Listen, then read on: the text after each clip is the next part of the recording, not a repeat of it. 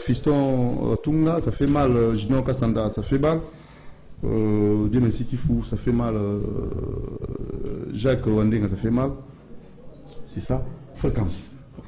Vous avez éprouvé, hein, donc tout fait les journalistes Namso, le sport, hein. Jean-Claude Basson, parce qu'il y a épisode des poussières. Donc nous sommes vraiment affectés. Mes condoléances, ma famille à Jean-Claude. D'ailleurs, c'est un grand mot tout le monde qui sur un plateau, on a juste toujours quitté à Zomata. Donc ça a été toujours comme ça. Moi, dans le bar toujours, on a vu Mambaboyo. Et il y a tout le cas sur nous avons la Mozindo.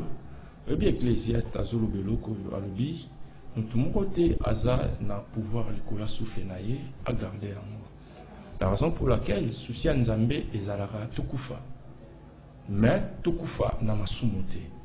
Voilà les moments, et bon, Arabi, autant tous en assis à moi, et tout bon à thème.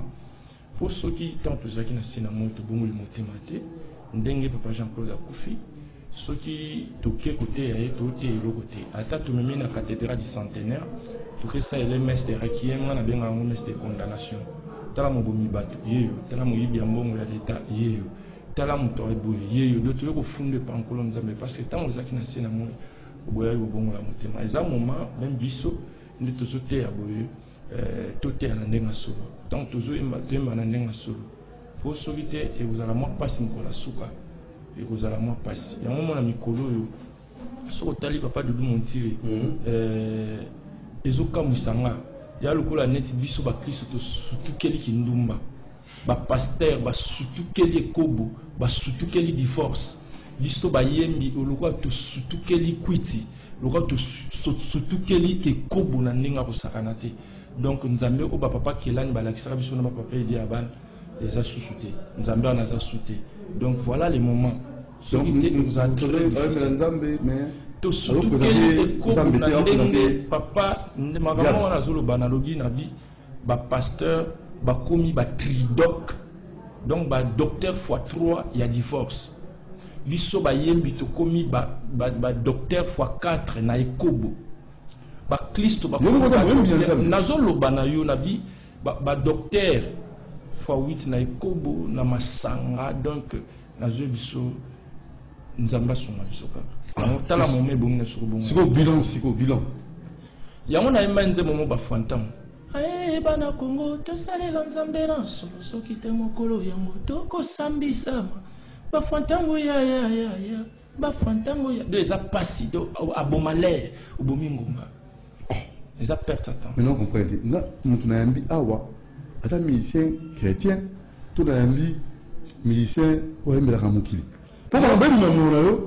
Pour on s'adresser à pas où bien bango ça quand même. On a un mission chrétien. On a un lévite. Différence entre musiciens. On a lévite. Parce que lévite, ça mon tout temps lévi. Lévite on les a bouti cette fois-ci. Mon mari s'attachera à moi. Moi je suis un sacrificateur. Naza moi na libota sacrificateur. Je ne suis pas quelqu'un qui a fait la musique, mais n'a commis la place à chéri, n'a tiens Jésus. Non. Je vois la différence entre un lévite et un musicien chrétien. Si vous bilan Moussa n'a pas. Bilan est négatif. Quel que soit le moyen de recevoir, parce que toujours nous avons tout sanguissier, tout mélanger nous avons. Quel que soit le recevoir, na C, il y a makambouana et à zéro. Il y a un investissement na bango à zéro. Parce que sous-bassement, la base c'est quoi? C'est la sorcellerie. La base c'est quoi? Esa magie. La base c'est quoi? Hein? La base des anines, c'est le colo ya biloko nyonso wana na c'est nango base des anines. Base des anines. Franc-maçon, base des anines. C'est pas les dieux au ba papa balakisa biso. A Nzambe wana te. Ba papa kelani balakisa Nzambe sans mélange. Papa est dit à bal. Papa est dit alakisa Nzambe au rapine que Nzambe il y a sans mélange. Mais au ba yo mélanger outi wapi. Mélange wana outi wapi. Poto zalaka na biloko ebele. Na sena mo to tonga banda to rouler carrosse. To ke ba mibembo, mais sous-bassement la base c'est quoi? Et là on est à la base. Moi, je crois que ceux qui basent déjà ça ma franc-maçon, ceux qui basent ça la sorcellerie, ceux qui basent ça les kounya, ceux qui basent ça le koso, ceux qui basent ça biloulé, là, moi, je crois que c'est 0, 0, 0, 0, 0, 0, 0. Mais pour nous, il y a besoin de la musique à qualité pour battre la musique en Parmi les faux, il y a les vrais. Vous comprenez? Pour le message, il y a un papa de Montier, na ye awapo, na ya ko tonga batute, na ye po na ya ko sosolate, mais tout ça depuis il y a 2020, il faut tout changer attitude, il faut tout changer façon au télémanachère, il faut tout changer évangélisation, il faut tout changer le linga au sel nzambe pour tout foutre manangenga solo. Ko foutre ma peine à fouillage leki. Ko foutre ma fouillage leki. Nane. Et là qui s'est joué banate, beaucoup place moi banate na foutre ma ndenga solo na foutre ma ndenga solo te. Tu fous un fouillage. Ah, fréquence Kamanda. Et ça n'a pas si. Bilan d'activité dans le groupe privé. Par activité 2019, nous avons sur makasi. Malgré les difficultés, nous avons évangéliser, tout pamboliba na nzambe, na bangomba, na ba concert public, tout ça qui wana. Quand les mêmes 2019 de banda qui album n'a surtout bien à la seconde, toujours continuons à la seconde. Je crois 2020 tout bas Nzambe pour ça la bénina à la seconde. Mais déjà dans les locaux Nzambe ça lit 3 ans. Bah Nzambe bazo pambola ma toujours et puis yokatina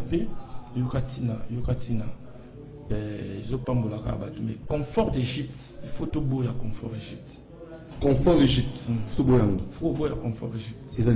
Confort Égypte, les hommes m'assument nous ce salaki. Ils ont là toujours joué tout pakul na nzoto, tout pakul on n'a pas le droit manteka. Tout là tiens le roi banzama, là confort Égypte. Ah, mais c'est dur à quoi? Pour aller en fait, on a une question mais il y a la sélection. Mais faut te boire, faut te qui m'a confort Égypte. Faut tout qui m'a cette fois là. Tant ba producteur ba te ba proposer non soit là on diminue on diminue kaka confort Égypte. Moi je crois da biso toza ba levi toza pour ba producteur n'expliquer ba so za na nzambe producteur awaya. Oui, so za na nzambe producteur awaya. Alors biso toko ndima ba confort Égypte était pour la production pour na au Québec na pote pour ba produire yo pour non là ba confort Égypte. Na oli non. Mais c'est quoi bilan le ministère de la Culture? Parce que ndako ya bino maman papa ya bino maman ya bino. Non, biso to travaille pour na ministère de la Culture. Nos artistes mais je travaille pas. Non, je suis un lévite mais je travaille pas pour na ba maison de culture pour Isani. Moi je suis un évangéliste. Qu'est-ce que ça va faire? D'ailleurs na rayon nanga culture et Isani parce que moi je suis un évangéliste. Mais tant que sa musique, Sokola, vos affiliés, tout ça. Nzamba Pambola Bango, Nzamba a temps et à circonstances, mais tout temps, on l'a rappelé, nous on ne travaille pas comme ça. Franchement, ils ont un 2020. C'est quoi vous travaillez hors la loi? Non, je ne suis pas hors la loi. Moi, je suis évangéliste, je suis un lévite. Un lévite n'a pas besoin de. C'est culture, les autres marchés, biso te dépendant en Nzambe, tu vas fonctionner en Nzambe. Le dépendant n'a pas maison à disque, le dépendant n'a pas. La constat amer au ça les l'émission, on a évité frère comme ça mandat. Nous avons demandé si il fallait au tient à disposition et voilà Nzambe. Pour le sur le banc là. L'autre fois j'avais reçu un pasteur que je vais encore recevoir, je crois cette semaine. Où il y a Zoé Pisangaï. Enlèvement et comme si on a enlèvement parce que si on y a un monde dans la mission comme on l'oublie pas comme un cambouan ici les âmes enlèvement comme à 0 mètre.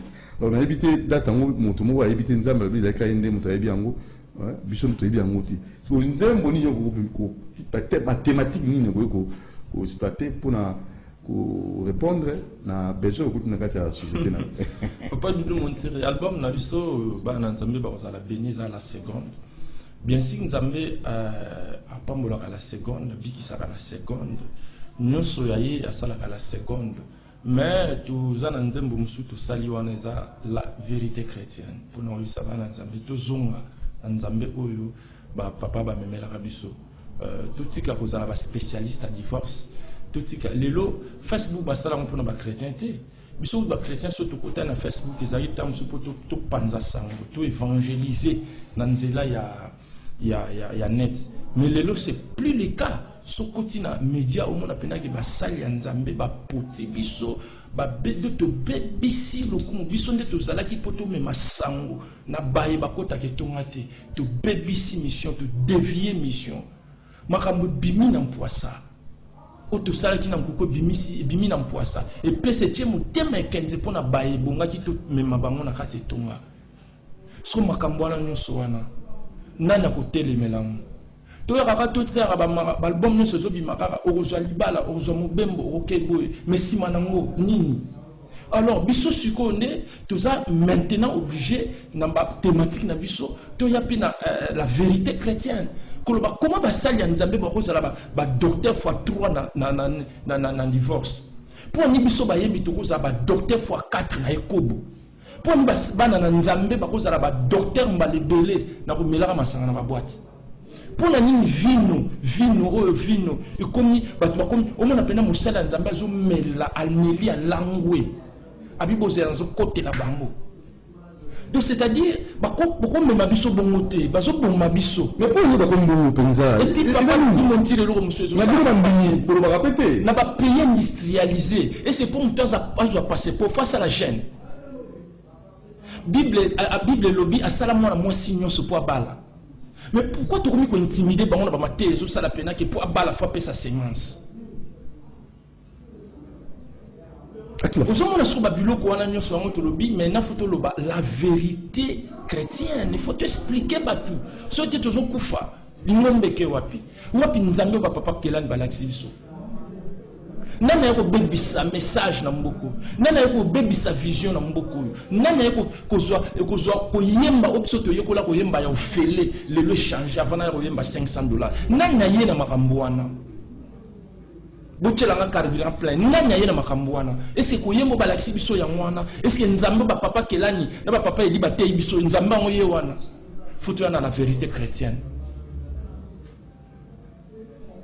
On me dit masangana yo après on y imposer batu maboko zo imposer batu nini o sale kobo na yo yo matana produit mo zo yembela batu nini. La vérité chrétienne de Goudou Monti si on dit moi na kozane non na lobby la vérité titre na moi la vérité chrétienne tozongi la nzambo ba papa ba l'acception nzamba ba papa il y a combien de niveau mo robela où est le Dieu de mon père Élisée, où est le Dieu de mon père Élie? Pourquoi? Parce que papa n'a yazaki na bilembo. Élisa landi nzamba Élie. Azui manto a Élie. Papa to tika kolokota ba manto musu se obeli so diare ba manto musu eza kilo sa na ngelo te. Soki manto eza ya papa na yote. O agir. La vision ça va plein. Ba mission na autant ba kombo zo news ba tout ba kombo te. Ba za ba confort Égypte. Bazali confort Égypte. Confort Égypte. So abeta conseil pas confort Égypte. Confort Égypte. Confort Égypte, pas de mentir. Mais toi qui l'as. Ah, comme il sera dans moment où il faut ma sanga vino zonga. Vino zonga la fête. Papa, banzembo ezali, malobe ezali, mais bato bo sozo teya, sozo oyena banzembo ndenge na babia frère pe so yo laksani te. Papa, comme il moment où il faut ma sanga zonga na fête. Na fête ma sanga za souté, vino za souté. Tala papa, nakata biloko, fa to tombo la mai, mais to tombo lungwila nakata biloko to tchena mitu.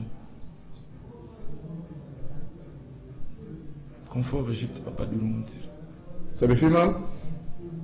Tu as clip moi frère, comme ça.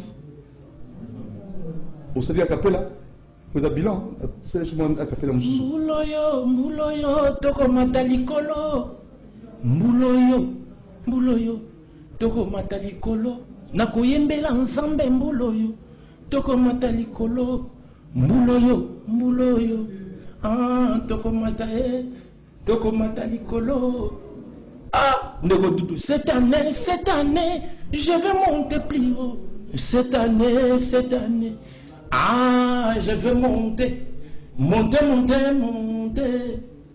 je vais papa dudu monter cette année on va monter liloba na nzambe zali bomoi konza ope makasi ya kokabula milimo mpe nzoto Peko sambisa makanisi beba posa nyonso ya mitemo yango kubanga banga te talela kaka nzambe kino yokulunga ngai na banga nini ngai na lenga nini tikanga na sepela pokolo Yesu wazali tete telestaye elakisi tout est accompli. Frère Kams Kamanda, en tout cas, quand vous le bas, je vais tenir un message. Non, la véritable, au coin de l'ennemi belé. Non, mieux vaut que au commandant de l'ennemi belé. Parce que moi, je suis l'église. Non, mieux vaut que la vérité. Que tu continues à vivre dans le confort Égypte, tu as un jeep, il y a un jeep, moi, tu as un jeep, tu as un jeep, mieux vaut que tu as pauvre, mais avec vérité. Oui, je vous dis, mieux vaut que tu as piéton, mais la vérité, que tu as un jeep, mais un confort Égypte. Là, je vous dis, frère. Est-ce que vous dénoncez la vérité? Vous faites une cause, vous avez minqué. Non, papa Doudou. La véritable. Papa Doudou n'a pas bisayo, mais dans mon net, je suis à l'internet, c'était. Dans mon net, je suis à l'internet, c'était papa Doudou. Mais c'est trop sale. Trop sale. Ok, Brazzaville n'est pas que ok, loin d'un baby que frère on a un abandonné au toilé. Après avoir bima, abotika des gars l'église, et puis, aza frère mon papa, makamwa la nyonsona. Faut te dénoncer. Dis-moi na kufa pauvre. Dis-moi na kufa pauvre. Il y a qui est Milanzambe, il y a qui est Botolé. Non, makambu non so ba yebisa biso ya ba montage, ça ba montage, c'est vrai. Oh, le artiste musicien chrétien moko, aza pour confirmer et ça frère, ça montage. Non, ma non so yo ka montage défendre ngo ça montage, pour nga na yoki na moni, ça ba montage, ça ma solo solo. C'est pas bien. Mais bino bozana avant, boza bena batou et ambo, o ba ko talela, boza bino comme ma référence na matière pour pesa bateau. Alors celui boko sala boy, boko ma mbinga mbinga tamboka. Mais yango tozolo bat. Yango tozolo papa Doudou. Tout ça depuis il y a année. Tout ça depuis il y a année. Ce que nous a témoigné à côté de la décision, cette année je vais monter plus haut. Mais pour monter plus haut, il faut autant de droit, il faut éviter le confort Égypte. Ou alors autant de au matin. Ce qui est les arabes. Tout ça tourner place moko. Le mal est que biso bayembi, batei ba papa na biso. Ba papa na biso ya molimo. Basungaki biso mais ana mutu moko boyaki pe na semence na ye ya mabe aye ko semer pour makamango ko maboye to komi confondi tout komi confondu musique chrétienne. Alors nous on appelle téléphone hein, nous SMS plus 243 89 61 52 634 plus 243 89 61 52 634. Vous avez ma solo ya musique chrétienne. Nambi musali ensemble Azapé Moembi, et par la même occasion, nous allons éprouver, nous faisons les journalistes Jean-Claude Bassunga, depuis hier, à Tkaki Bisso. On a évité, nous avons dit la musique chrétienne, ils ont une musique chrétienne. Nous les manango, balanganze bango, bazali chrétien, musicien, tout musicien chrétien. En fait, ce sont chrétiens, musiciens, musiciens chrétiens. Alors la différence c'est ça entre chrétiens musiciens et ça avec musiciens chrétiens. D'abord, nous sommes nés de nouveau. On a mon Christ. Après, on a art pour la musique avec le chamon. Mais un musicien chrétien c'est quelqu'un qui a art au départ, a noulement.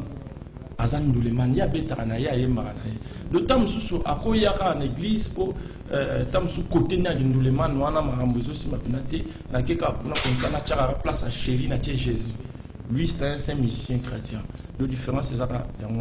Mais un chrétien musicien, d'abord, Azan en lévite, et puis, Azui, le tome qu'on appelle ça, à une évangélisation pour Bananzambi. Fréquence, permettez-moi, parce qu'il y a la question, il y a boss Lutumba, chez les boss, na bandal, Basunga, pour me choisir, comme soit Yebi, comme soit Nibaïba. Alors, tu vois que c'est une émission à Souka, à Salaki, prestation à Souka. Donc, dans Papi Katasi, Mbaki Bango, la dernière prestation, il y a Jean-Claude Basunga, Tango na Bomori. Tolanda, moi, mon extrait, et n'a pas trop zonga. Il est retrouvé encore aujourd'hui.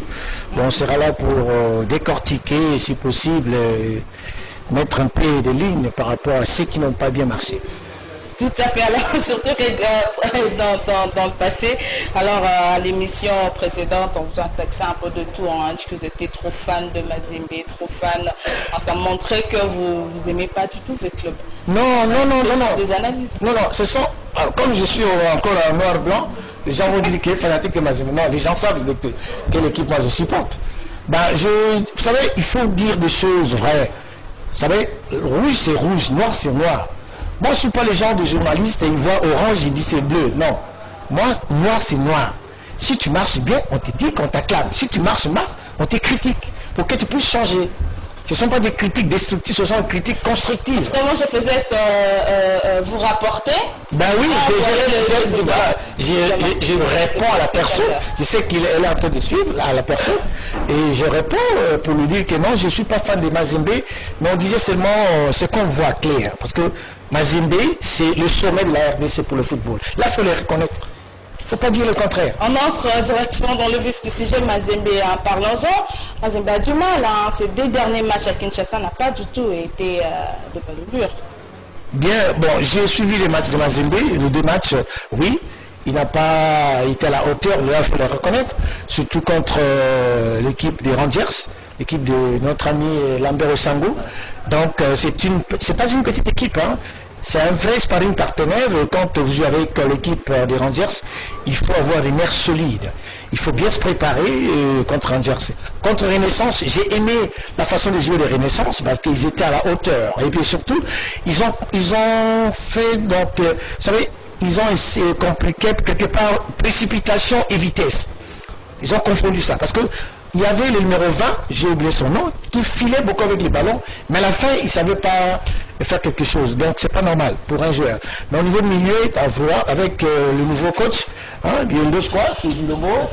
Camille Bolombo, un ancien entraîneur, il a entraîné beaucoup d'équipes. Vraiment, ils ont bloqué Mazembe. Et puis, il y a une chose aussi, dans Mazembe, il y a des joueurs qui ont fait 4 matchs, 5 matchs, il y a aussi la fatigue aussi. Quand on joue beaucoup de matchs à la fin, il y a aussi la fatigue. Il y a des joueurs qui ont joué pour la première fois, première fois, ils n'ont pas pu quand même exceller, et c'est dans ce sens-là, et vous avez remarqué que Mazembe n'a pas donné le meilleur de lui-même. Hein? Donc vraiment, je félicite l'équipe de Renaissance pour ce qu'il a fait, et c'était une bonne chose, vraiment, et coup de chapeau à